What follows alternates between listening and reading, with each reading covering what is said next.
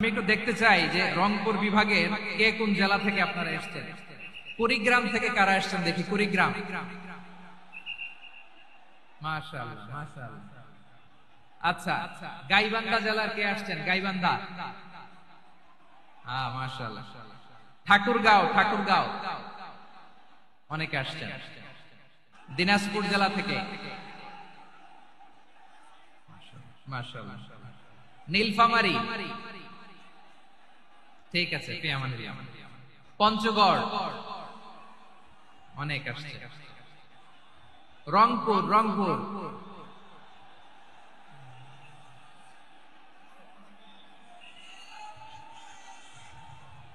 মাশাআল্লাহ মাশাআল্লাহ, ঠিক আছে। লালমনিরহাটের কারা দেখি। লালমনিরহাট,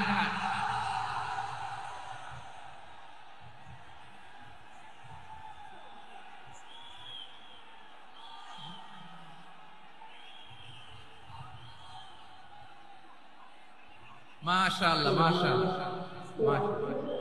মাশাআল্লাহ।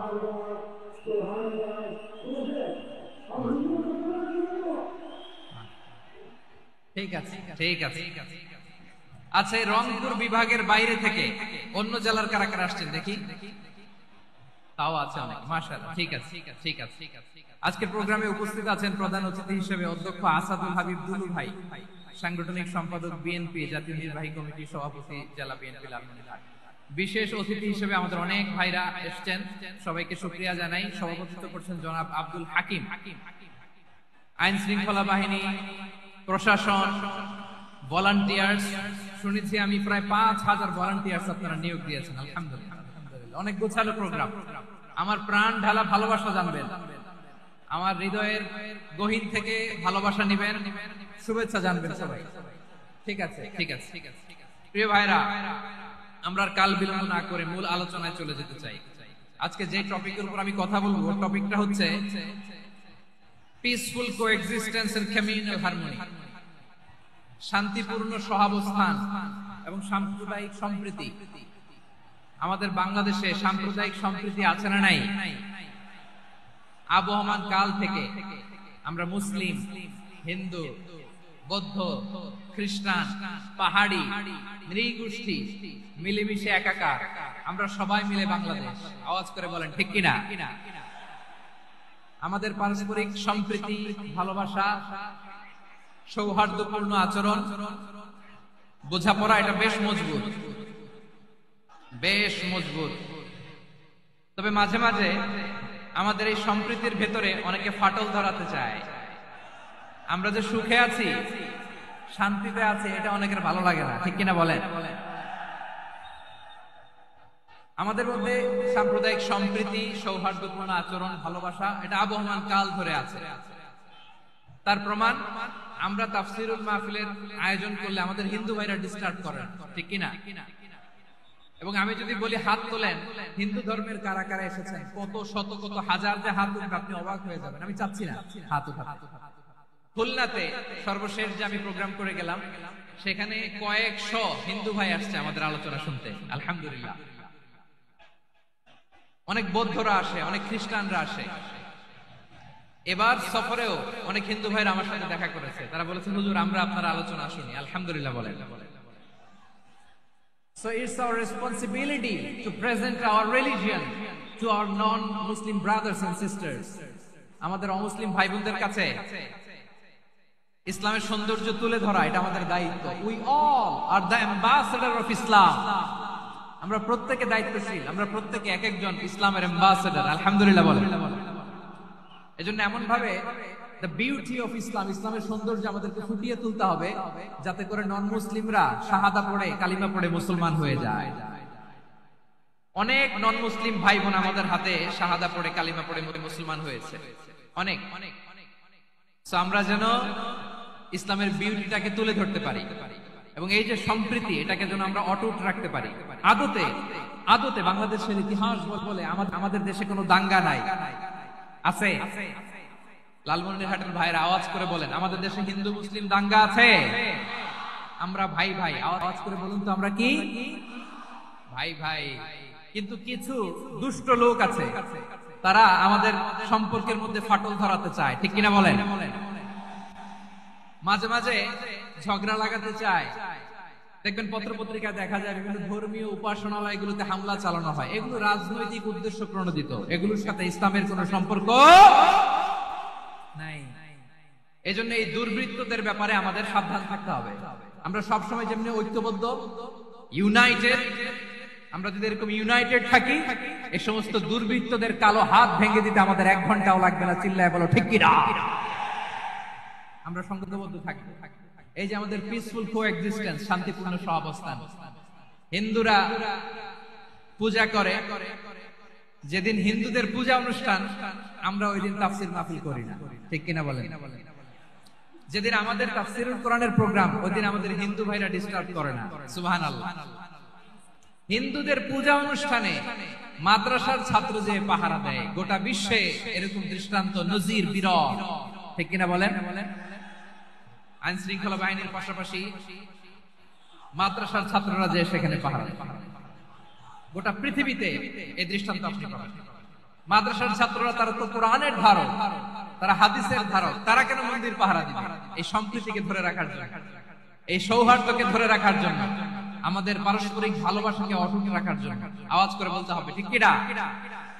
এখন বলেন, আমাদের এই ভালোবাসা অটুট থাক আমরা চাই কি চাই না? আমরা হিন্দু মুসলিম মিলেমিশে শান্তিপূর্ণ সহাবস্থান, সাম্প্রদায়িক সম্প্রীতি। লালমনিরহাটের ভাইয়ের আওয়াজ করে বলুন, এই আল্লাহ এই দেশকে তুমি বরকতময় করো, বাংলাদেশকে তুমি শান্তিময় করো। আওয়াজ করে সবাই বলেন আমিন। এই জায়গাটাতে সামান্য একটু আওয়াজ হচ্ছিল, এটাও থেমে গেছে। আলহামদুলিল্লাহ, আলহামদুলিল্লাহ।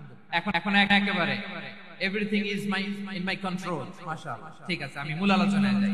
প্রিয় ভাইরা, আমি বলেছিলাম আমার আলোচনার বিষয় হচ্ছে স্থান, সাম্প্রদায়িক সম্প্রীতি। আমরা দেখবো ইসলাম আমাদেরকে কি কি দিক নির্দেশনা দেয়। শান্ত হইতে হবে। খরগোশের কানের মতো কান দুটো আমার দিকে করে রাখেন। আমি এখনো উঠে যাব, হাত নাড়ায় লাভ নাই, আমি উঠে যাব। তাকায় থাকো আর কান খাড়া, আওয়াজ হবে না। হ্যাঁ, মাশাআল্লাহ, মাশাআল্লাহ। ঠিক আছে। আমরা দেখবো যে রাসূল সাল্লাল্লাহু আলাইহি ওয়াসাল্লাম এই পিসফুল কোএক্সিস্টেন্সের জন্য আমাদের কি শিখিয়েছেন, কি কি গাইডলাইন দিয়েছেন। আমরা 1, 2, 3, 4 করে এগুলো আপনাদের সাথে শেয়ার করব। আমি আপনাদের খেদমতে সূরাতুল আনআমের 108 নম্বর আয়াত তেলাওয়াত করেছি। এখানে আল্লাহ রাব্বুল ইজ্জা ওয়াল জালাল তিনি ইরশাদ করছেন, ওয়ালা তাসুবুল্লাযীনা ইয়াদউনা মিন দুনিল্লাহি ফায়াসুবুল্লাহা আদওয়ান কাযালিকা যায়্যান্না লিকুল্লি উম্মাতিন আমালাহুম থুম্মা ইলা রাব্বিহিম মারজিউহুম ফায়ুনাব্বিউহুম বিমা কানু ইয়ামালুন। রব্বুল আলামিন বলেন, গোলাম ও আমার ইমানদার বান্দারা, শোনো শোনো, ও আমার বিশ্বাসী বান্দারা, লা তাসুবুল্লাযীনা ইয়াদউনা মিন দুনিল্লাহ ফায়াসুবুল্লাহা আদওয়ান বিগাইরি ইলম। ও আমার বিশ্বাসী বান্দারা, যারা আল্লাহকে ব্যতি রেখে, আল্লাহকে বাদ দিয়ে অন্য উপাস্যকে ডাকে, দেবীর পূজা করে, দেবতাদের পূজা করে, তোমরা খবরদার তাদের গালি দিও না। আওয়াজ করে বলেন, কি দিও না? আল্লাহ বলেন, ও বিশ্বাসীরা শোনো, যারা আল্লাহকে বেছে রেখে দেব দেবীর পূজা করে, অন্য উপাস্যের পূজা করে, তাদেরকে ডাকে, ওই দেবতাদেরকে তোমরা গালি দিও না। যদি ওই দেবতাদেরকে গালি দাও, তাহলে ভুলবশত, শত্রুতাবশত তারা তোমাদের রব আল্লাহকে গালি দেবে, ঠিক কিনা? গালি দাও, ওরা রেগে তোমার আল্লাহরে গালি দেবে, তাহলে আল্লাহরে গালি খাওয়ানোর কারণ হয়ে গেলাম আমি, ঠিক কিনা বলেন?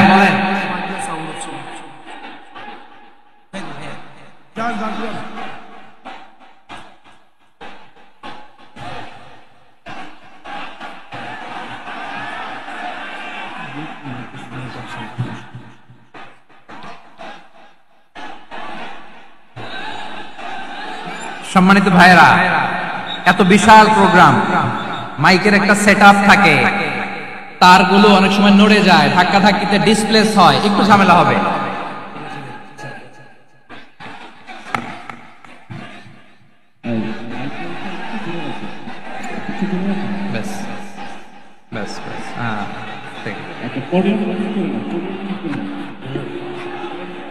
ঠিক আছে,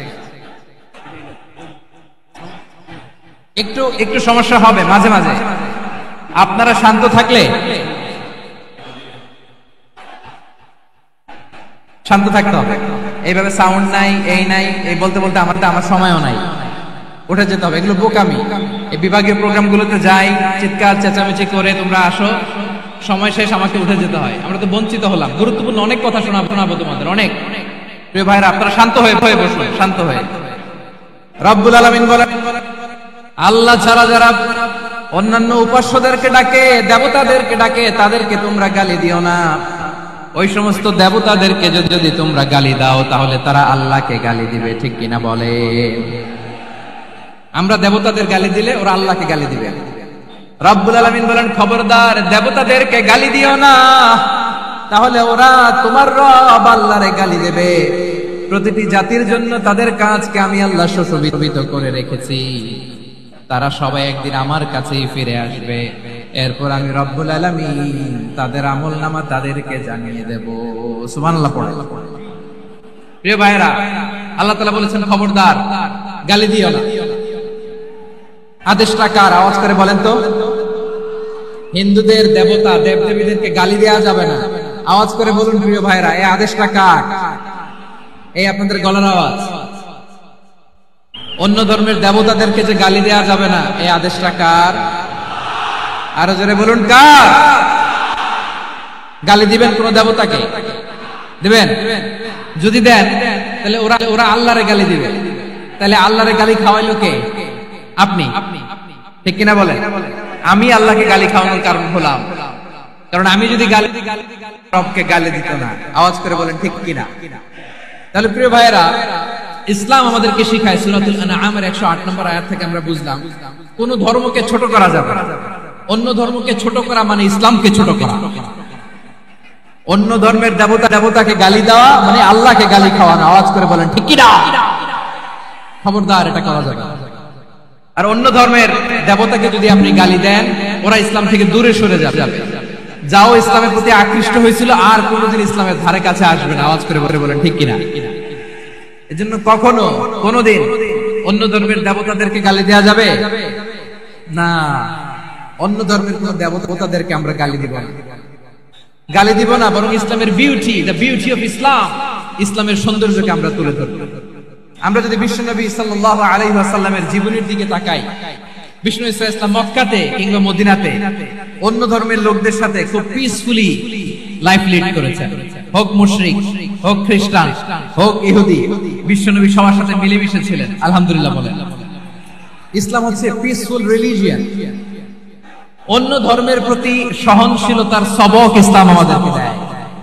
কিন্তু প্রতিটি মুসলিমের এটা মনে রাখতে হবে, আল্লাহর কাছে পছন্দনীয়, গ্রহণযোগ্য ধর্ম, জীবন আদর্শ একটি, সেটা হচ্ছে ইসলাম। আওয়াজ করে বলেন সেটা কি? লালমনিরহাটের ভাইরা আওয়াজ করে বলুন, আল্লাহর কাছে মনোনীত। এজন্য রব্বুল আলামিন বলেন, ইন্নাদ-দীনা ইনদাল্লাহিল ইসলাম, আল্লাহর কাছে মনোনীত, গ্রহণযোগ্য, অ্যাকসেপ্টেড ধর্ম মতাদর্শ একটা, সেটা হলো ইসলাম। ইসলাম ছাড়া অন্য কোন ধর্ম যদি কেউ তালাশ করে, তার ওই ধর্ম আল্লাহ গ্রহণ করবে না। ومن يبتغي غير الإسلام دينا فلن يقبل منه وهو في الآخرة من الخاسرين.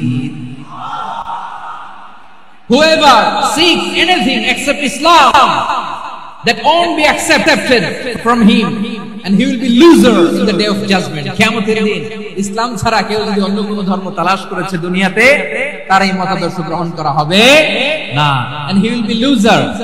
সে হবে লুজার, ক্ষতিগ্রস্ত, হাই কোম্পানির ম্যানেজার। ওর আমও শেষ, সালাও শেষ। আওয়াজ করে বলেন ঠিক কিনা? এজন্য ইসলাম পেয়ে আমরা খুশি না বেজার? প্রত্যেক নামাজ শেষে আমরা আল্লাহরে বলি আল্লাহ ওয়াবিল ইসলামি দীনা ওয়াবি মুহাম্মাদিন নাবিয়ান ওয়া রাসূলা। ও আল্লাহ, তোমারে রব হিসেবে পেয়ে আমরা খুশি। ও আল্লাহ, ইসলামকে ধর্ম হিসেবে পেয়ে আমরা খুশি। বিশ্ব নবীকে আমাদের রাসূল পেয়ে আমরা খুশি। ঠিক কিনা বলে? ইসলাম ছাড়া অন্য কোন ধর্ম আমরা গ্রহণ করব না। ঠিক কিনা বলেন? আল্লাহর কাছে অ্যাকসেপ্টেড রিলিজিয়ন একটা, সেটা ইসলাম। তো বিশ্বনবী সাল্লাল্লাহু আলাইহি ওয়াসাল্লাম মক্কাতে কিংবা মদিনাতে খুব পিসফুলি এক্সিস্ট করেছেন, যে কোনো ধর্মের সাথে মিলেমিশে চলেছেন। তার প্রমাণ আমরা যদি রাসূল সাল্লাল্লাহু আলাইহি ওয়াসাল্লামের বায়োগ্রাফির দিকে তাকাই, তাহলে দেখব তিনি মুশরিকদের সাথে পিস ট্রিটি করেছেন, শান্তি চুক্তি, পিস ট্রিটি, পিস এগ্রিমেন্ট। আপনারা হুদাইবিয়ার সন্ধির নাম শুনেছেন? আমার লালমনিরহাটের কলিজার টুকরা ভাইরা, হুদাইবিয়ার সন্ধির নাম আপনারা শুনেন নাই? ষষ্ঠ হিজরিতে বিষ্ণু সাল্লাল্লাহু আলাইহি ওয়াসাল্লাম মুশরিকদের সাথে ট্রিটি করেছেন, চুক্তি। কাদের সাথে? মুশরিকদের সাথে। আমরা তো মুসলমান বসতে পারি না। আমরা দুই মুসলিম ভাই একসাথে বসে চা খেতে পারি না, গল্প করতে পারি না। বিষ্ণু সাল্লাল্লাহু আলাইহি ওয়াসাল্লাম মুশরিকদের সাথে ট্রিটি করেছেন, হুদাইবিয়ার সন্ধি। এই সন্ধির আগে মক্কা থেকে কেউ মদিনায় যেতে পারে না, মদিনা থেকে কেউ মক্কায় যেতে পারে না। কিন্তু এই সন্ধির পরে ট্রাফিক স্বাভাবিক হয়ে গেল, মক্কার লোকেরা মদিনায় আসতে পারে। মদিনা এটাকে বলে সুলহ Hudaybiyyah, the peace agreement of Hudaybiyyah, শান্তি চুক্তি। আমরা পৃথিবীতে এখন অনেক শান্তি চুক্তির নাম শুনি, এগুলো সব the piece treaty of Hudaibiya থেকে কপি করা। আল্লাহু আকবার। তাহলে বিশ্বনবী সাল্লাল্লাহু আলাইহি সাল্লাম তিনি যে শান্তিপূর্ণ সহাবস্থানে বিশ্বাসী ছিলেন, মুসলমানেরা যে অন্য ধর্মের প্রতি সহনশীল, তার প্রমাণ হচ্ছে এই পিস ট্রিটি। শুধু তাই নয়, মাইকের সাউন্ডটা একটু বাড়াই দিতে হবে, খুব দুর্বল, একটু মজবুত করতে হবে, আর একটু ক্লিন করতে হবে, আর সবগুলা জায়গায় সাউন্ড যাচ্ছে কিনা একটু ক্রস চেক করতে হবে। হ্যাঁ, পাবেন দিচ্ছে মাইক অপারেটর যিনি আছেন, প্রতিটি জায়গায় প্রতিটি সাউন্ড বক্সে যেন আওয়াজ পাওয়া যায়, একটু ক্রস চেক করেন, সাউন্ডটাকে একটু স্ট্রং করে দেন। হ্যাঁ, ঠিক আছে, মাশাআল্লাহ। এদিকে তাকান, এদিকে। মক্কার পার্ট গেল, পিস এগ্রিমেন্ট করলেন, শান্তি চুক্তি। বিষ্ণু সাল্লাল্লাহু আলাইহি ওয়াসাল্লাম মদিনায় যে কি করলেন? মদিনায় যে বিষ্ণু সাল্লাল্লাহু আলাইহি ওয়াসাল্লাম মদিনা চার্টার করলেন, মদিনা সনদ, সাহিফাতুল মদিনা, এটার বলে মদিনা চার্টার। যে ওয়েস্টে, ইউরোপে, আমেরিকাতে সব চার্টার মদিনা চার্টার থেকে কপি করা। আওয়াজ করে পড়েন সুবহানাল্লাহ। বিষ্ণু সাল্লাল্লাহু আলাইহি ওয়াসাল্লাম মদিনায় গেলেন, মদিনাতে মুসলিম, মুশরিক, ইহুদি, এই তিন ধর্মের লোক মিলে, সব স্টেক হোল্ডার যারা আছে সবাইকে নিয়ে বিষ্ণু সাল্লাল্লাহু আলাইহি ওয়াসাল্লাম মদিনা চার্টার করলেন, মদিনা সনদ পড়েন সুবহানাল্লাহ। শুধু তাই নয়, মক্কাতে বিশ্বনবী পিস এগ্রিমেন্ট করলেন, শান্তি চুক্তি মুশরিকদের সাথে। মদিনাতে যে বিশ্বনবী মদিনা চার্টার করলেন, মদিনা সনদ করলেন ইহুদিদের সাথে। আবার মদিনাতে বিশ্বনবী ইহুদিদের সাথে পিস ডায়ালগ করলেন, ইন্টারফেথ ডায়ালগ করলেন, আন্তধর্মীয় সংলাপ করলেন। যে সংলাপের মূল ভিত্তি ছিল তাওহীদ। মূল ভিত্তি ছিল কি? তাওহীদ।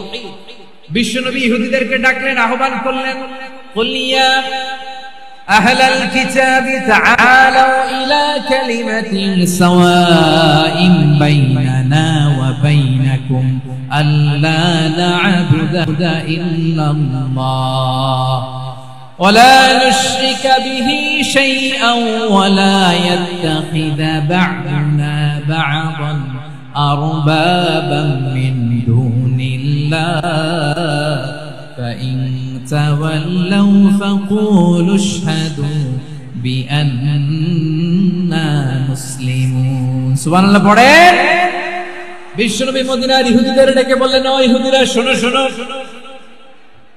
আসো এমন একটা আদর্শের প্রশ্নে আমরা একত্রিত হই, যে আদর্শের প্রচার তোমাদের নবীরাও করেছে, আমিও করি, যে আদর্শের কথা তোমাদের পবিত্র ধর্মগ্রন্থগুলোতে আছে, আমার কোরআনেও আছে, সেটা হলো তাওহীদ। আল্লাহর সাথে কাউরে শরীক করব না, আল্লাহ ছাড়া কাউরে রব মানব না। পড়েন সুবহানাল্লাহ।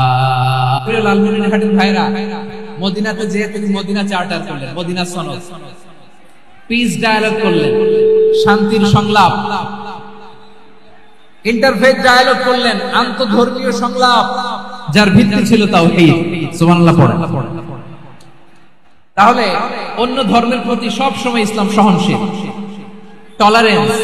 যদি আপনি দেখতে চান ইসলামের নবী বিশ্ব নবীর দিকে তাকান, ঠিক কিনা বলেন? আমরা তো সংখ্যালঘুদের রাইটস প্রোটেক্ট করার জন্য কত আইন বানাই, কত বৈঠক করি, কত সংবাদ সম্মেলন করি। বিষ্ণু সাল্লাল্লাহু আলাইহি ওয়াসাল্লাম সংখ্যালঘুদের রাইটস এর ব্যাপারে, অধিকারের ব্যাপারে যে কথা বলেছেন, শুনলে আপনি অবাক হয়ে যাবেন। বিশ্বনবী বলেন, আলা আও ইনতাকাসাহু আও কাল্লাফাহু ফাওকা তাআতিহি আও কাল্লাফাহু ফাওকা তাকাতিহি আও আখাযা মিনহু শাইআন বিগাইরি তিবি নাফসিন ওয়া আনা হাজিজুহু ইয়াউমাল কিয়ামা। খবরদার, জেনে রাখুন, কেউ যদি কোনো সংখ্যালঘুর উপরে অত্যাচার করে, কোন সংখ্যালঘুর প্রাপ্য থেকে যদি কেউ কাউকে ঠকায়, সংখ্যালঘুর উপর যদি কেউ কষ্ট দেয়, কোন সংখ্যালঘুর সম্পদ যদি কেউ জোর করে কেড়ে নেয়, আমি কিয়ামতের দিন বিশ্বনবী ওই সংখ্যালঘুর পক্ষে আর ওই মুসলমানদের বিপক্ষে বাদী হয়ে দাঁড়াবো। সুবহানাল্লাহ বলতে পারলেন না?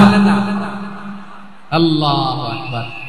আপনি নামাজি, আপনি মুসল্লি, আপনি হাজী সাহেব, তাহাজ্জুদ পড়তে পড়তে কপালে দাগ ফেলে দিবেন, আপনার প্রতিবেশী হিন্দু, ভাবছেন আমার তো পাওয়ার আছে, ওর জমিটা দখল করি।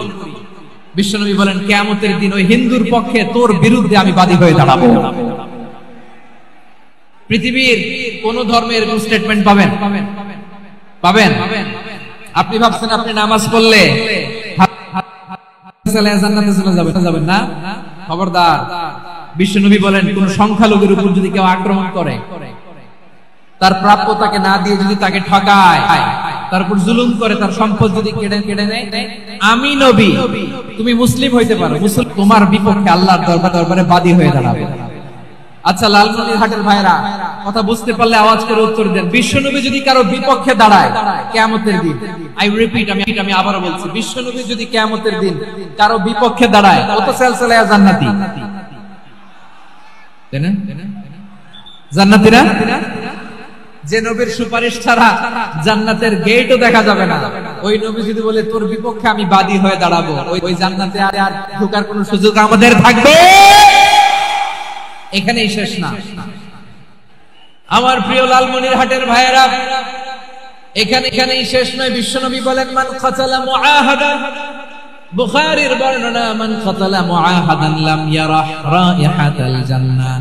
কেউ যদি, কোন মুসলিম যদি অন্যায় ভাবে কোন সংখ্যালঘুকে হত্যা করে, কোন হিন্দুকে হত্যা করে, কোন বৌদ্ধরে হত্যা করে, অন্যায় ভাবে কোন মুসলিম যদি কোন সংখ্যালঘুরে হত্যা করে, ওই মুসলিম জান্নাতের ঘ্রাণও পাবে না। সেই বুখারীর বর্ণনা, মান কাতালা মুআহাদান লাম ইয়ারাহ রাইহাতাল জান্নাহ ওয়া ইন্না রিহাহা লা ইউজাদু মিন মাসিরাতি 40 আমা। যে জান্নাতের ঘ্রাণ পড়েন। প্রিয় ভাইরা, এখান থেকে জান্নাতে পৌঁছতে লাগবে 40 বছর। এত দূর, কত বছর? সবাই বলেন, কত বছর? এখান থেকে জান্নাতে পৌঁছতে লাগবে 40 বছর। এত দূরে থাকতে জান্নাতের ঘ্রাণ আপনার নাকে এসে ধাক্কা মারে। বিষ্ণুই বলেন, যে ব্যক্তি কোন সংখ্যালঘুকে হত্যা করে, জান্নাতের ঘ্রাণ তো পাবেই, জান্নাতে তো ঢুকতে পারবেই না, জান্নাতের ঘ্রাণও তার নাকে লাগবে না। পড়েন নাউযুবিল্লাহ। তাহলে সংখ্যালঘুদের ব্যাপারে ইসলামে অধিকার দেয়া আছে না নাই? লালমনিরহাটের ভাইয়ের আওয়াজ করে বলেন, আমার সংখ্যালঘু হিন্দু ভাইদের রাইটস, অধিকার আমাদের ইসলামে প্রোটেক্টেড আছে না নাই? এখানেই শেষ না। বিষ্ণু ইসলাম আপনার অমুসলিম প্রতিবেশীর সাথে ভালো আচরণ করতে বলেছে। আমাদের হয় না, এটা মুসলিম পাড়া, ওটা বৌদ্ধ পাড়া, হয় না? অনেক সময় হয় না, এটা আমাদের মুসলিম পাড়া, ওইটা হিন্দু পাড়া, এরকম আছে না নাই? লালমনিরহাটে নাই না? আছে? হিন্দু যদি আপনার প্রতিবেশী হয় কি করবেন? ওরে কষ্ট দিবেন নাকি? কেন? ও তো হিন্দু, ও তো আমার আল্লাহরে ডাকে না, ওরে কষ্ট দিলে জায়েজ হবে না? খবরদার। বিষ্ণু ইসা ইসলাম বলেন, মান কানা ইউমিনু বিল্লাহ ওয়াল ইয়াউমিল আখির ফালিকরিম জারাহ, যে আল্লাহ বিশ্বাস করে আর আখিরাতে বিশ্বাস করে সেজন্য প্রতিবেশীর সাথে ভালো আচরণ করে। সুবহানাল্লাহ। কলিজা জুড়ায় যায় না আমার নবীর কথাগুলো শুনলে? যে আল্লাহ বিশ্বাস করে, যে আখিরাতে বিশ্বাস করে সেজন্য প্রতিবেশীর সাথে ভালো আচরণ করে। এখানে বলছে মুসলিম প্রতিবেশী বলছে, নামাজি প্রতিবেশী বলছে, আল্লাহওয়ালা প্রতিবেশী বলছে না। প্রতিবেশী আস্তিক হোক নাস্তিক হোক, প্রতিবেশী মুমিন হোক মুশরিক হোক, প্রতিবেশী হইলেই তার সাথে ভালো আচরণের দরকার আছে না নাই? আমার প্রিয় লালমনিরহাটের ভাইরা, বিষ্ণু ইসা ইসলাম ওনার ইহুদি প্রতিবেশীদের দেখাশোনা করতেন। আওয়াজ না শোনা যাক, আমারও তো দেখা যায়, আমারও তো দেখা যায়, তাকায় থাকে, তাকায় থাকলে সওয়াব হবে। কোরআনের কথা যেখান থেকে হয় এদিকে তাকায় থাকলেই বরকত। তাকায় থাকে। জি জি, মাইক, আমি তার মাইক ঠিক করতে আসি না এদিকে, এই মাইক ঠিক করব, ওই মাইক ঠিক করব, ওদিকে পাইলট বলে হুজুর চলে আসেন। জি বসুন বসুন, মাশাআল্লাহ। হ্যাঁ খুব শান্ত, ঠিক আছে। পুলিশ ভাইরা না খেয়ে দিনরাত আপনারা যাতে সুশৃঙ্খল একটা প্রোগ্রাম উপহার পান এটাই চেষ্টা করতেছে, আপনাদেরকে কষ্ট দিতে আসে না, একটু সহযোগিতা করেন। জি মাশাআল্লাহ। হ্যাঁ ঠিক আছে। আমার প্রিয় ভাইরা, প্রতিবেশী আস্তিক হোক নাস্তিক হোক, মুসলিম হোক হিন্দু হোক, তার সাথে ভালো আচরণ। বিষ্ণু ইসা ইসলাম ওনার ইহুদি প্রতিবেশীর বাসায় যেতেন। কোন প্রতিবেশী? ইহুদি। আওয়াজ করে বলেন, কোন প্রতিবেশী? ইহুদি। এক ইহুদি কিশোর বিষ্ণু ইসা ইসলামের খেদমত করতে, ইহুদি ছেলে আমার নবীর খেদমত করত, তারা ছিল নবীর প্রতিবেশী। তো অনেকদিন হয় ইহুদি ছেলেটা আসে না। বিষ্ণুনবী খোঁজ দিলেন, ঘটনা কি? একটা ইহুদি ছেলে না আমার খেদমতে আসতো, ছেলেটা কই? খোঁজ নিয়ে জানলেন ছেলেটা অসুস্থ। বিষ্ণু ইসলাম ওই ইহুদির বাড়িতে চলে গেলেন ওই ছেলেটাকে দেখা করার, ভিজিট করার জন্য। সুবহানাল্লাহ পড়বেন না? গেলেন, যে দেখে ইহুদি ছেলেটা মুমূর্ষ, জান যায় ভাব, বিছানায় পড়ে আছে, তার বাবা দাঁড়ানো। বিশ্বনবী তার মাথার পাশে বসলেন, মাথায় হাত বুলিয়ে দিলেন আর ছেলেটাকে বললেন, আসলিম, হে ইহুদি ছেলে, আসলিম, ইসলাম ধর্ম গ্রহণ করো। তো ছোট্ট ছেলে ভাবে আমরা ইহুদি, এখন ইসলাম ধর্ম গ্রহণ করলে আব্বা যদি বকা দেয়, ফানাযারা ইলা ওয়াজহি আবি, ছেলেটা তার বাবার চেহারার দিকে তাকালো, দেখে আব্বা কি করে। আব্বা যদি বলে তাহলে ইসলাম ধর্ম গ্রহণ করো। ইহুদি ছেলেটা তার বাবার দিকে যখন তাকালো, ওর বাবা বলে, আতি আবুল কাসিম, আবুল কাসিম যা বলে তাই করো। আবুল কাসিম হচ্ছে বিষ্ণু ইসলামের একটা কুনিয়াত, উপনাম। আমার রাসূলের বড় ছেলের নাম ছিল কাসেম। যেমন দেখবেন আমাদের এলাকায় কারো ছেলের বড় ছেলের নাম যদি হয় আব্দুল্লাহ, এরা আব্দুল্লাহর বাপ বলে ডাকে। কারো বড় মেয়ের নাম যদি হয় ফাতেমা, এরা কি ডাকে? ফাতেমার বাপ বলে না? তো বিষ্ণু ইসলামের বড় ছেলের নাম ছিল কাসেম। ইহুদি বাবা বলল, আতি আবুল কাসেম, আবুল কাসেম যা বলে তাই শোনো, মানে মুহাম্মদ যা বলে তাই শোনো। এই কথা শুনে ছেলে সাহস পাইছে, ছেলে আবার পড়তে আরম্ভ করলো, আশহাদু আল্লা ইলাহা ইল্লাল্লাহ ওয়া আশহাদু আন্না মুহাম্মাদার রাসূলুল্লাহ, পড়েন আল্লাহু আকবার। বিশ্বনবীর আহ্বান শুনে ওই আহ্বানে সাড়া দিয়ে ইহুদি ছেলে শাহাদা পড়ে মুসলমান হয়ে গেল। তার হৃদয়টারে ঈমানের নূর দিয়ে আলোকিত করে দিল কে?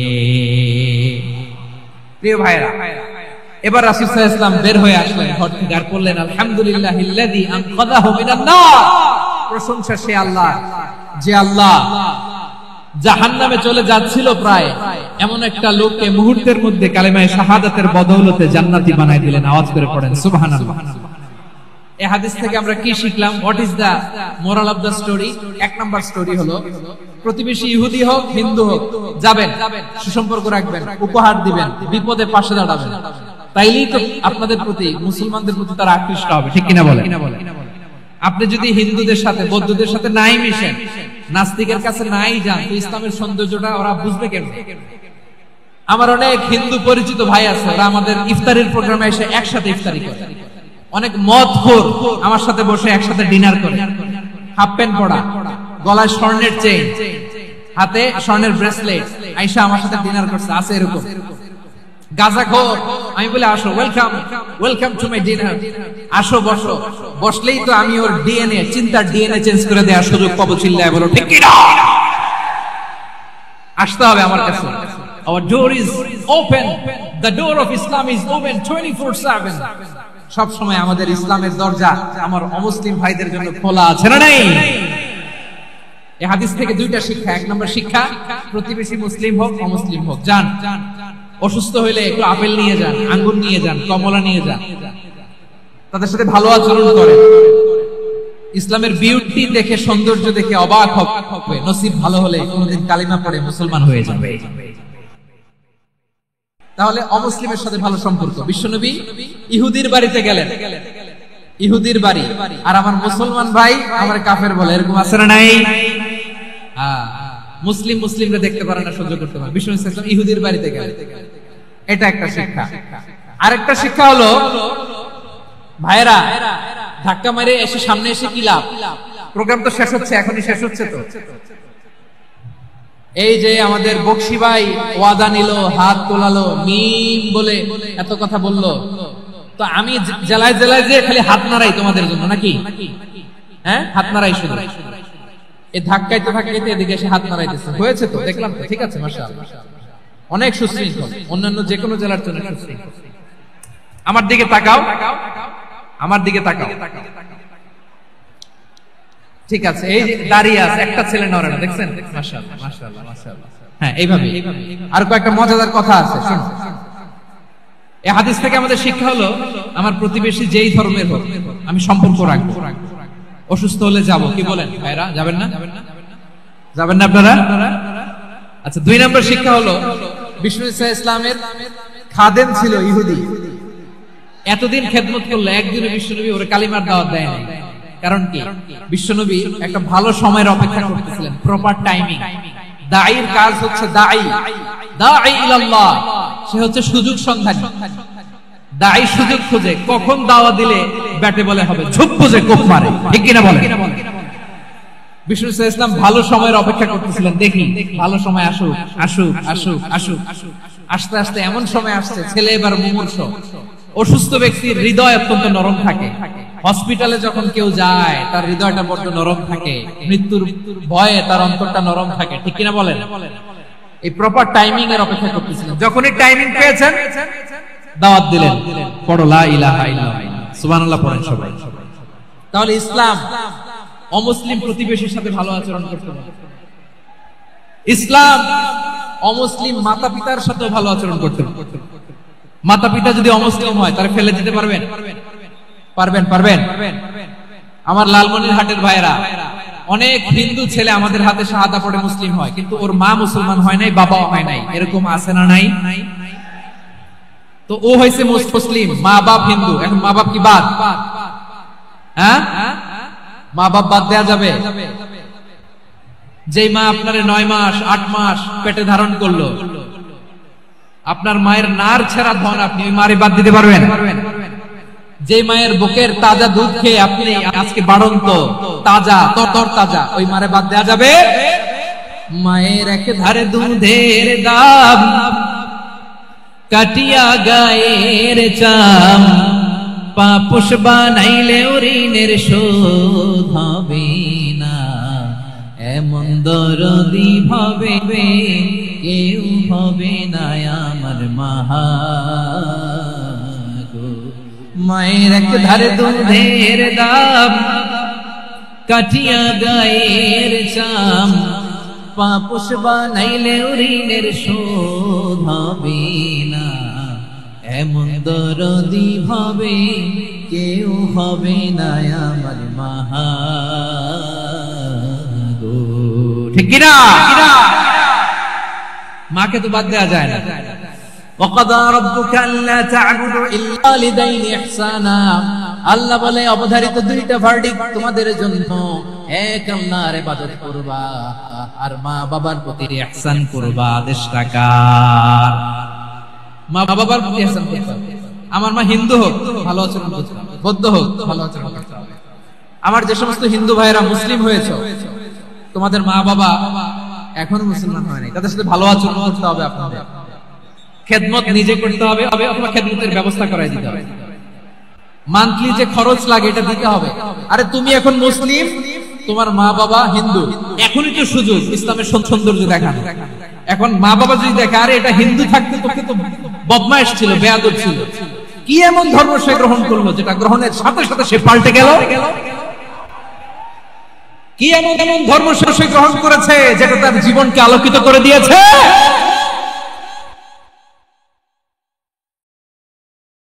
পড়ে মুসলমান হয়ে যাবে। আবু বকর রাদিয়াল্লাহু তাআলা আনহুর মেয়ে, আবু বকর রাদিয়াল্লাহু তাআলা আনহুর আরেক মেয়ের নাম হচ্ছে আসমা। কি নাম? দুজনই আবু বকর রাদিয়াল্লাহু তাআলা আনহুর মেয়ে, আসমা আর আয়েশা। নাম দুটো কেমন লাগে? আসমা নামটা কেমন লাগে? আয়েশা নামটা কেমন লাগে? সবার ভালো লাগে নাই? নাম দুটো আপনাদের ভালো লাগে? লালমনিরহাটে অনাগত যদি কন্যা সন্তান হয়, যদি মনে চায় আসমা রেখে দিতে পারবে, যদি মনে চায় আয়েশা রেখে দিয়ে। দেশে বিদেশে এয়ারপোর্টে রাস্তা ঘাটে শুধু বলে হুজুর একটা নাম দেন, আমার ছেলের একটা নাম দেন, মেয়ের একটা নাম দেন। আমার মনে আছে যশোরের আবদিনের মাহফিলে আমি একটা দুটা নাম দিয়েছিলাম। আজকে লালমনিরহাটের এই প্রোগ্রামে কন্যা সন্তান যদি হয় দুটা নাম দিলাম, আসমা কিংবা আয়েশা। ইনশাআল্লাহ পড়েন। দুজন বোন, এক মায়ের, বাবা এক, মা দুইজন। আয়েশা রাদিয়াল্লাহু তাআলা আনহার মায়ের নাম উম্মে রুমান, আর আসমা রাদিয়াল্লাহু তাআলা আনহার মায়ের নাম কুতাইলা বিনতে আব্দুল উজ্জা। আবু বকর রাদিয়াল্লাহু তাআলা আনহু চারটা বিয়ে করেছেন। একই ঘটনা ঘটেছে এই ফ্যামিলিতে। আসমা ইসলাম ধর্ম গ্রহণ করে মুসলিমা, কিন্তু তার মা কুতাইলা মুশরিকা। আই রিপিট, বোঝার জন্য আমি আবারও বলি, আসমা রাদিয়াল্লাহু তাআলা আনহা মুসলিমা, আর আসমার মা কুতাইলা, আওয়াজ করে বুঝে থাকলে বলেন, আসমার মা মুশরিকা। তার মানে মেয়ে মুসলিম, মা অমুসলিম। ভেজাল আছে না নাই? কিন্তু কুতাইলা আর ধৈর্য ধারণ করতে পারে না। নার ছেড়া ধন, কলিজার টুকরা ধন, কলিজার টুকরা সন্তান আসমারে দেখতে বড্ড মন চায়। সাইয়েদনা আসমা রাদিয়াল্লাহু তাআলা আনহা মক্কা থেকে হিজরত করে মদিনায় চলে গেলেন হুদাইবিয়ার পর। যখন মক্কা মদিনার ট্রাফিক স্বাভাবিক হলো, মক্কার লোক মদিনায় যায়, মদিনার লোক মক্কায় আসে। কুতাইলা কলিজার টুকরা সন্তান আসমারে দেখার জন্য কিছু উপহার নিয়ে বিশাল মরু পথ পাড়ি দিয়ে মক্কা থেকে মদিনায় যায়। সুবহানাল্লাহ বলেন। এখন মা আসছে মেয়ের সাথে দেখা করতে, মেয়ে তো আর দেখা দেয় না। মেয়ে ভাবছে আমার মতো মুশরিকা, অপবিত্রা, তার সাথে কি দেখা দেয়া যাবে? বিশ্বনবীর দরবারে চলে গেলেন। সুবহানাল্লাহ বলেন। কি সৌভাগ্যবান ছিল তারা, মাসলা জানার দরকার হলেই নবীর দরবারে চলে যেত। ঘরে বউয়ের সাথে ঝগড়া হলে নবীর দরবারে চলে যেত। অনেক সাহাবী বলে আমার পেটে ক্ষুধা লাগলো আমি নবীর কাছে চলে যেতাম, কারণ নবীর চেহারার দিকে তাকালেই আমার পেটের ক্ষুধা মিটে যেত। সাইয়েদনা আসমা রাদিয়াল্লাহু তাআলা আনহা বিশ্বনবীর কাছে চলে গেলেন, যে বললেন ইয়া রাসূলুল্লাহ ইয়া হাবিবাল্লাহ ইন্না উম্মি কাদিমাতুন ইলাইয়া ওয়া হিয়া রাগিবা। আমার মা মক্কা থেকে অনেক দূর মরুর পথ পাড়ি দিয়ে উপহার সামগ্রী নিয়ে মদিনায় আমার সাথে দেখা করতে এসেছে গো নবী। আমার জানতে বড্ড ইচ্ছে হয় আমি আমার মুশরিকা মায়ের সাথে একটু দেখা করতে পারবো কিনা। আফা আসিলুহা, আগে যেমনি আমি আমার মায়ের সাথে ভালো আচরণ করতাম, যেমনি আমি আমার মায়ের সাথে সদাচরণ করতাম গো নবী, এখন আমি মুসলিমা, মা মুশরিকা, এখনো কি আগের মতো সদাচরণ করতে পারবো নাকি? বিশ্বনবী বললেন নাম সিদিহা, মা অবশ্যই অবশ্যই, আগে ঠিক যেমন তুমি তোমার মায়ের সাথে ভালো আচরণ করতে এখনো তেমনি আগের মতো ভালো আচরণ করবা। আওয়াজ করে পড়েন সুবহানাল্লাহ। কি ইসলাম আমরা পেয়েছি, কত ব্রড মাইন্ডেড আমাদের ইসলাম, কত ওপেন মাইন্ডেড। ইসলাম কত ওপেন আপ করতে পারে, চিন্তা করতে পারে। বিষ্ণু বললেন হ্যাঁ অবশ্যই, নাম সুলিহা, আগে যেমনি ভালো আচরণ করছো আসমা এখন ওইরকমই করো, পারলে আরো বাড়ায় করো। সুবহানাল্লাহ বলেন। তাহলে আমার যে হিন্দু ভাইরা, হিন্দু বোনেরা ইমানের বদৌলতে দৌলতে আপনি ধন্য হয়েছেন, আপনার আম্মা আব্বা এখনো মুসলমান হয় নাই, তাদের জন্য দোয়া করেন, তাদের জন্য দোয়া করেন, আল্লাহ যেন তাদেরকেও ঈমানের দৌলত দান করেন। আমরা সবাই পড়ি আমিন, আরো জোরে পড়েন আমিন। এখন বলেন, ইসলাম কি ন্যারো মাইন্ডেড রিলিজিয়ন না ব্রড মাইন্ডেড? লালমনিরহাটের যুবক ভাইরা আওয়াজ করো, ইসলাম কি ন্যারো মাইন্ডেড না ব্রড মাইন্ডেড? কতটা ব্রড মাইন্ডেড দেখেন। বিশ্বনবী সাল্লাল্লাহু আলাইহি সাল্লাম অমুসলিমরা যদি নবীকে উপহার দিত, ওই উপহারও বিশ্বনবী গ্রহণ করতেন। সুবহানাল্লাহ পড়েন। আপনার অমুসলিম বন্ধু যদি উপহার দেয়, সেটাও আপনি নিতে পারবেন, যেটা নেওয়া যায়। কিন্তু আপনার বন্ধু যদি আপনার মদের বোতল দেয়, নিতে পারবেন? হ্যাঁ, মদের বোতল দিলে পারবেন। আপনার বন্ধু যদি আপনার পর্ক দেয়, পর্ক, শুকরের গোশত মিশ্রিত কোনো খাবার, ওটা নিতে পারবেন না। হালাল যে কোনো জিনিস নিতে পারবেন। বিশ্বনবী সাল্লাল্লাহু আলাইহি ওয়াসাল্লাম অমুসলিমদের দেয়া হাদিয়া গ্রহণ করতেন। কেমন নবী ছিলেন? আমার নবীরে চিনে নেন, আমার নবীর অ্যাটিটিউড জেনে নেন। বিশ্বনবী সাল্লাল্লাহু আলাইহি ওয়াসাল্লাম যখন কোন জনপদে যেতেন, তিনটা অপশন নিয়ে যেতেন। প্রিয় ভাইয়ের আওয়াজ করে বলতে হবে, কোন জনপদে গেলে আমার নবীর অপশন থাকতো কয়টা? আমার মতো তিন আঙ্গুল উঁচু করে দেখান আর বলুন, আমার নবী কোন জনপদে গেলে কয়টা অপশন নিয়ে যেতেন? এক নম্বর অপশন, আসলিম তাসলাম। নতুন এলাকায় গেলে বলতেন আসলিম তাসলাম, ইসলাম ধর্ম গ্রহণ করো, শান্তিতে থাকবা, আমার ভাই হয়ে যাও, আমরা ভাই ভাই। ইসলাম মানো, আমরা ভাই ভাই। অপশন নাম্বার কত? এক। যদি বলে না ইসলাম মানবো না, ওকে, অপশন নাম্বার 2, মুসলিম হওয়ার দরকার নাই, লা ইকরাহা ফিদ্দিন, ইসলামে কোনো বাড়াবাড়ি নাই। খ্রিস্টান আছো থাকো, বৌদ্ধ আছো থাকো, ইহুদি থাকতে চাও থাকো, কিন্তু আমরা যেহেতু রিজিওনাল সুপার পাওয়ার, আমাদের আন্ডারে থাকে, ট্যাক্স দিয়া থাকে, এটা বলে জিজিয়া। আলেম যারা আছেন বুঝবেন, এটা আরবিতে কি বলে? জিজিয়া। You pay us the tax, we will give you the security. তোমরা ট্যাক্স দিবা, আমরা সিকিউরিটি দিব, আমাদের আওতায় থাকবা, কেউ তোমাদেরকে আক্রমণ করতে পারবে না, আমরা নিরাপত্তা দেব। সুবহানাল্লাহ বলেন। এটা অপশন নাম্বার কত? আচ্ছা, বুঝে থাকলে বলেন, এক নাম্বার অপশন কি ছিল? ইসলাম। ইসলাম মানো, শান্তিতে থাকবা, ভাই ভাই, আমরা ভাই ভাই। অপশন নাম্বার 2, ট্যাক্স দাও, আমরা নিরাপত্তা দিব, মুসলিম হওয়া লাগবে না। এখন এক নাম্বারও মানে না, দুই নাম্বারও মানে না, মুসলিম হবো না, ভালো, খ্রিস্টান থাকো, ট্যাক্স দাও, আমরা সিকিউরিটি দিব না, এটাও মানে না। বিষ্ণু বলেন, তাহলে তলোয়ার আমাদের আর তোমাদের মাঝে ফয়সালা করবে।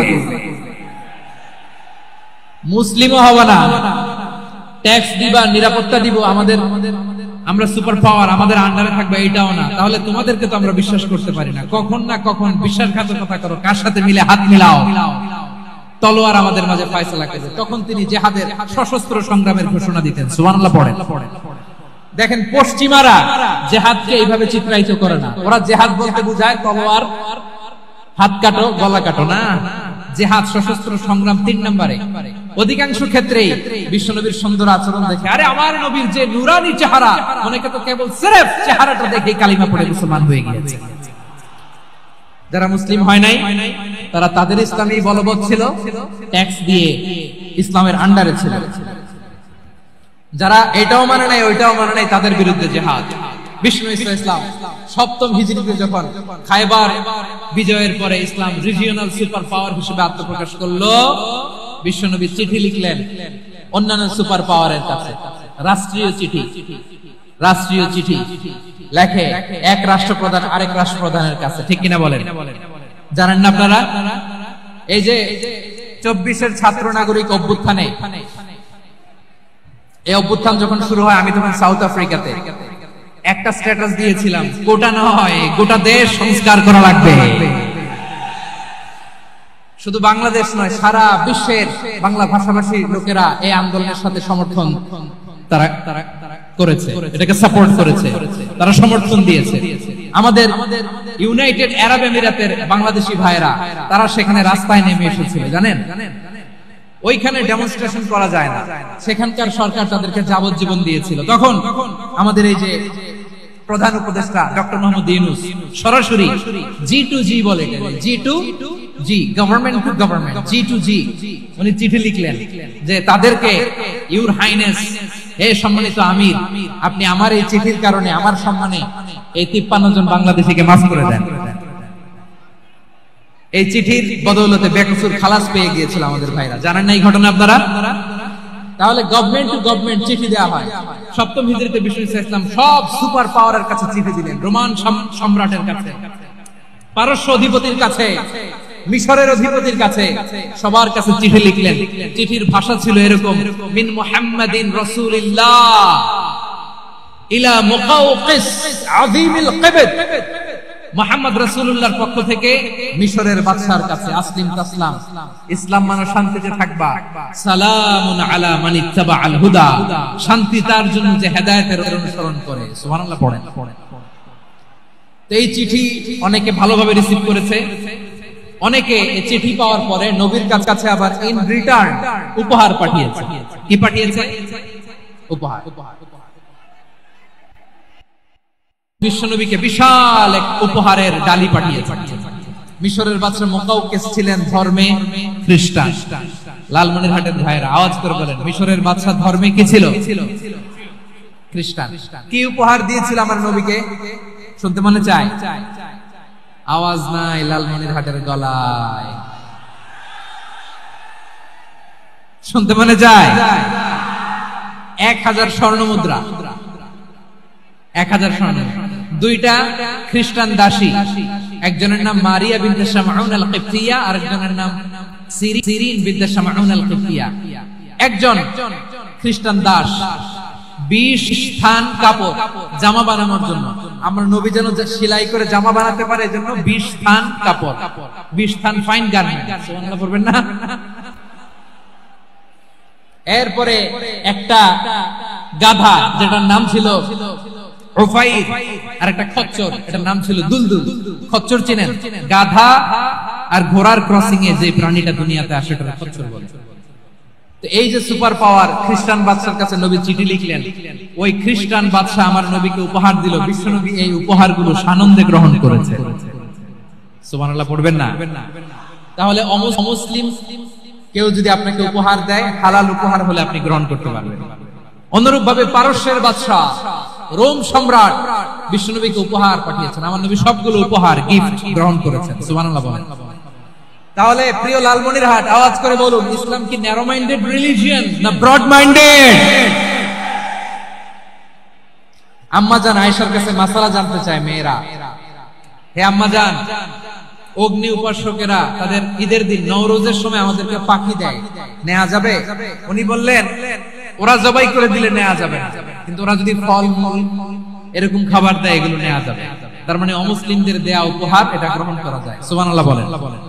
শুধু তাই নয়, বিষ্ণু ঈসা ইসলাম অমুসলিমদের সাথে আর্থিক লেনদেনও করেছেন, ফিনান্সিয়াল ডিলিং করেছেন। অমুসলিমদের সাথে প্রয়োজনে আপনি ফিনান্সিয়াল ডিলিং করতে পারেন। আমরা প্রায় দেখি বাজারের মিষ্টির দোকানগুলো আমার হিন্দু ভাইদের। লালমনিরহাটে মিষ্টির দোকান, দইয়ের দোকান কারা চালায়? হিন্দুরা চালায়। তারপরে যে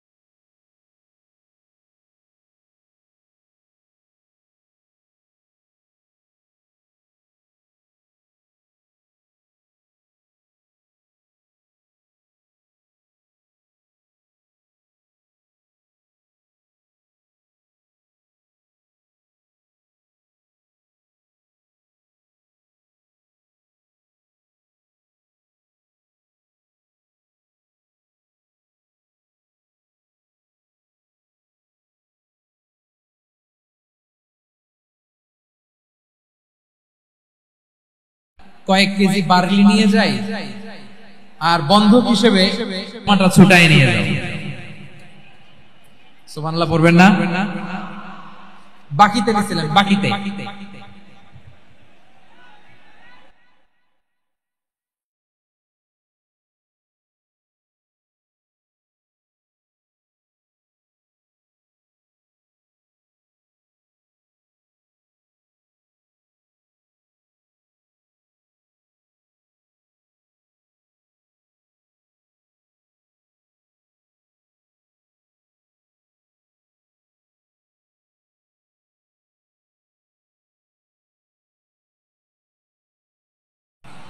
এ থেকে বোঝা গেল অমুসলিমদের সাথে ফিনান্স টুবির বারান্দায় ইয়ার্ডের মধ্যে অটোমেটিক্যালি কিছু আমব্রেলা আছে, শাঁ করে খুলে যায় আর সূর্যের তাপ লাগে না।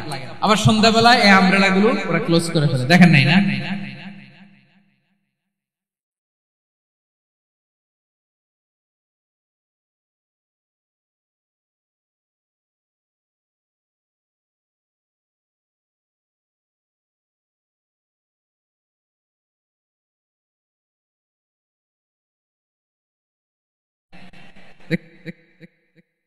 শুধু তাই নয়, ইন কেস অফ ইমার্জেন্সি, প্রয়োজনে ইসলামের খাতিরে ইসলামকে সামনের দিকে এগিয়ে নিয়ে যাওয়ার জন্য অমুসলিমদের সাপোর্ট নেওয়া জায়েজ আছে। সুবহানাল্লাহ বলেন। অমুসলিমদের সাপোর্ট নেওয়া, তাদের থেকে অর্থ নেওয়া, পলিটিক্যাল সাপোর্ট, পলিটিক্যাল অ্যাসাইলাম নেওয়া জায়েজ আছে। আমাদের অনেক বিশ্ববরেণ্য দায়ীরা আমেরিকায় অস্থায়ীভাবে অ্যাসাইলাম নিয়ে থাকে, নিজের দেশে গেলে ফাঁসিতে ঝুলাই দিবে। যুগ যুগ ধরে দায়ীদের উপর এরকম অত্যাচার আর নির্যাতন আছে না নাই? মিশরের অনেক দায়ীরা পাশ্চাত্যে যেয়ে থাকে, এই যে তারা পলিটিক্যাল অ্যাসাইলাম নিয়ে থাকে, রাজনৈতিক আশ্রয়, এটা জায়েজ আছে না? এটা যে জায়েজ আছে তার প্রমাণ স্বয়ং বিশ্বনবী সাল্লাল্লাহু আলাইহি ওয়াসাল্লাম পলিটিক্যাল সাপোর্ট নিয়েছিলেন অমুসলিমদের কাছ থেকে। সুবহানাল্লাহ বলেন। খুব মজাদার একটা ঘটনা শুনবেন, আপনাদের আগ্রহ দেখে তো মনে হয় না শোনার ইচ্ছা আছে। আছে আছে, গলায় জোর আছে। লিল্লাহি লিল্লাহি তাকবীর, নারে মাশাআল্লাহ।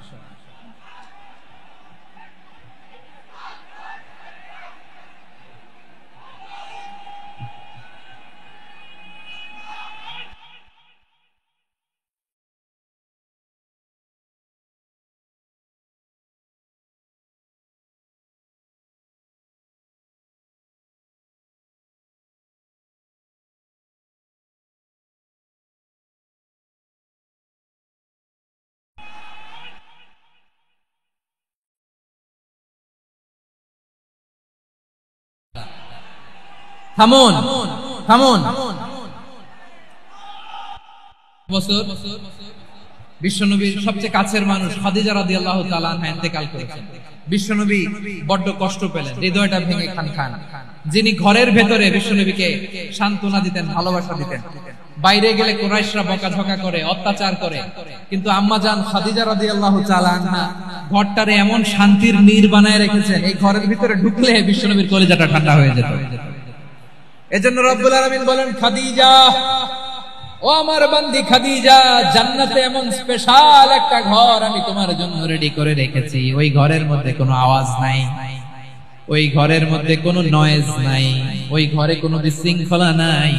কারণ মক্কার জমিনে আমার নবী কুরাইশদের বিশৃঙ্খলা, নয়েজ আর ঝামেলাগুলোকে উপেক্ষা করে যখন তোমার ঘরের ভিতরে ঢুকতো, ঘরটারে তুমি শান্তির নীড়, ঠান্ডা, নীরব, নিস্তব্ধ, নিঝুম আর শান্তির নীড় বানিয়ে রেখেছো।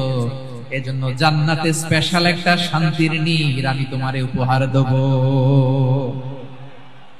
ওই প্রিয়তমা স্ত্রী খাদিজা ইন্তেকাল করলেন, বিশ্বনবী হৃদয় ভেঙে খান খান।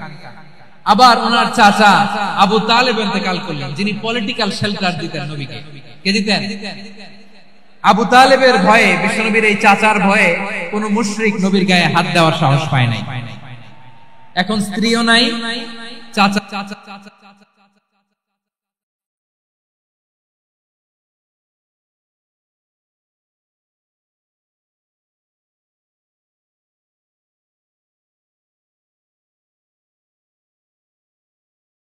এখন কই যাবেন? আমার পেয়ারা নবী নতুন স্টেশন খুঁজতেছেন, নতুন নতুন নতুন লালমনিরহাটের ভাইয়ের আওয়াজ করে বলেন, কোথায় গেলেন? তায়েফে চলে গেলেন দিনের দাওয়াত দেওয়ার জন্য। কি দেওয়ার জন্য? নাকি জমি কিনতে গেছিলেন? জমি কিনতে, দুনিয়ার যশ খ্যাতির জন্য, নিজের কোন লাভের জন্য? তায়েফবাসীদেরকে জাহান্নামের আগুন থেকে বাঁচানোর জন্য। আওয়াজ করে বলতে হবে, ঠিক কিনা? বিশ্বনবী বিশাল মরুপথ, পাহাড়ি পথ পাড়ি দিয়ে তায়েফের মরুজমিনে গেলেন। কোরআনের দাওয়াত নিয়ে, ইমানের দাওয়াত নিয়ে শুধু প্রত্যাখ্যান করেই থামে নাই, তারা বিশ্বনবীর সাথে অত্যন্ত খারাপ আচরণ করেছে, বিশ্বনবীকে শারীরিকভাবে হেনস্থা করেছে, আমার নবীকে শারীরিকভাবে অত্যাচার করেছে, আমার পেয়ারা নবীর গায়ে পাথর মেরেছে, বিশ্বনবীর গা বেয়ে ঝরঝর করে রক্ত ঝরেছে, নবী জামিনের মধ্যে লুটিয়ে পড়েছেন, আবার মেরেছে, আবার নবী হাঁটতে শুরু করলেন, পেছন থেকে আবার মেরেছে, আবার নবী রক্তাক্ত হয়ে জামিনের মধ্যে লুটিয়ে পড়লেন, আবার মেরেছে। বিশ্বনবীর মতো এত সুশ্রী মানব, বিশ্বনবীর মতো এত শুভ্র মানব, বিশ্বনবীর মতো এমন চমৎকার দেহাবয়ব দিয়ে রব্বুল আলামিন কাউকে বানান।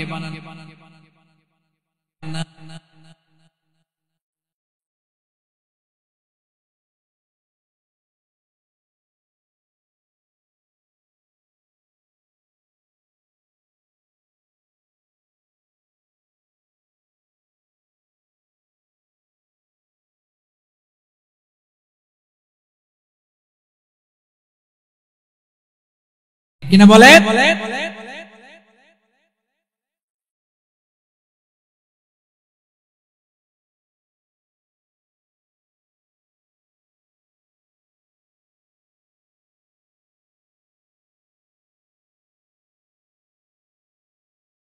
থেকে রক্ত ঝরে, তোমাকে ভুলি আমি কেমন করে, হে রাসূল তোমাকে ভুলি আমি কেমন করে।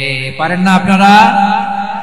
ধরুন আমার সাথে। হাজার ব্যথা বেদনার পরে ফিরে আসনি তুমি আপন ঘরে, দিনের আলো তুমি ছড়িয়ে দিতে, চলে গেলে মদিনায় মক্কা ছেড়ে, হে রাসূল তোমাকে ভুলি আমি কেমন করে, হে রাসূল তোমাকে ভুলি আমি কেমন করে।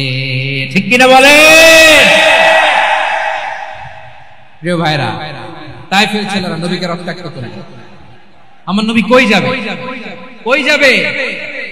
মক্কায় জায়গা নাই, তায়েফে জায়গা নাই, তায়েফ থেকে ভারাক্রান্ত মন নিয়ে আমার নবী মক্কায় ফিরে আসলেন। বিশ্ব নবী মক্কায় ঢুকতে পারেন না, মক্কার মরুভূমির দিকে তাকিয়ে, উপত্যকার দিকে তাকিয়ে বিশ্বনবী ধা ধা করে কাঁদেন, ঝরঝর করে নবীর চেহারা মোবারক থেকে চোখের পানিগুলো বেয়ে বেয়ে পড়ে। আমার জন্মস্থান, আমার শৈশব, কৈশোর, যৌবন কেটেছে এই মক্কায়, আমার এলাকায় আমি ঢুকতে পারি না। বিশ্বনবী মক্কার অনতি দূরে দাঁড়িয়ে যায়েদকে পাঠালেন, যায়েদ যাও দেখো কেউ আমাকে সাপোর্ট করার মতো আছে কিনা, যাও অমুকের কাছে যাও। সাইয়েদনা যায়েদ গেলেন,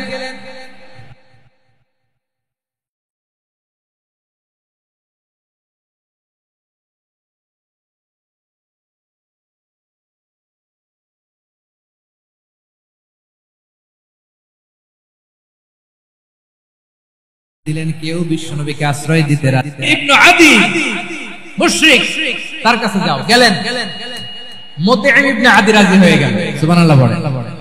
দেখেন অনেক বিপদের সময়ও আমি নিজে সাক্ষী, সামাজিক ভাবে, রাজনৈতিক ভাবে কত ঝঞ্ঝাট, কত ষড়যন্ত্র, কত কনস্পাইরেসি পারি দিয়ে আমাদেরকে সামনে এগিয়ে যেতে হয়। এই শত্রুদের ভেতরেও একজনকে দাঁড় করিয়ে দেয় যে আল্লাহর কোরআনের জন্য রেডি হয়ে যায়। পড়েন সুবহানাল্লাহ। মুতঈম ইবনে আদি, আল্লাহ তার মনকে নরম করে দিলেন। মুতঈম বলে, মুহাম্মদ আমি তোমাকে আশ্রয় দিব। তার দুই ছেলেকে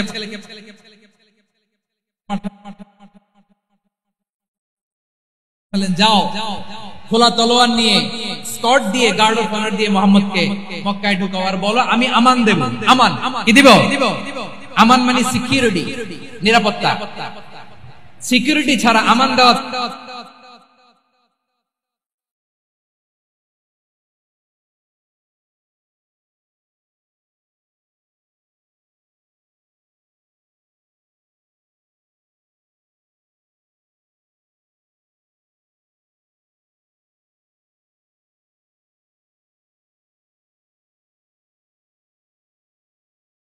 ছিল না মুশরিক। সবাই বলতে হবে মুসলিম না মুশরিক। তাহলে মুশরিকের কাছ থেকে নবী পলিটিক্যাল অ্যাসাইলাম, আধুনিক রাষ্ট্রবিজ্ঞানের ভাষায় পলিটিক্যাল অ্যাসাইলাম, যেটাকে বলে রাজনৈতিক আশ্রয়, উনার আমান বা নিরাপত্তার এই ঘোষণায় তিনি মক্কায় ঢুকলেন। যতদিন নিরাপত্তা ছিল ছিলেন। মুতিম যখন মারা গেল, বিষ্ণু ইসলাম হিজরত করে মদিনায় চলে গেলেন। সুবহানাল্লাহ। কিন্তু মুতিম যে বিশ্বনবীর উপকার করছে এটা বিশ্বনবী ভুলে নাই। আমাদের অনেকে আছে উপকার করার পরে আর খেয়াল থাকে না, খাওয়ার পরে গলা দিয়ে নামলে আর খেয়াল থাকে না, এরকম আছে না নাই?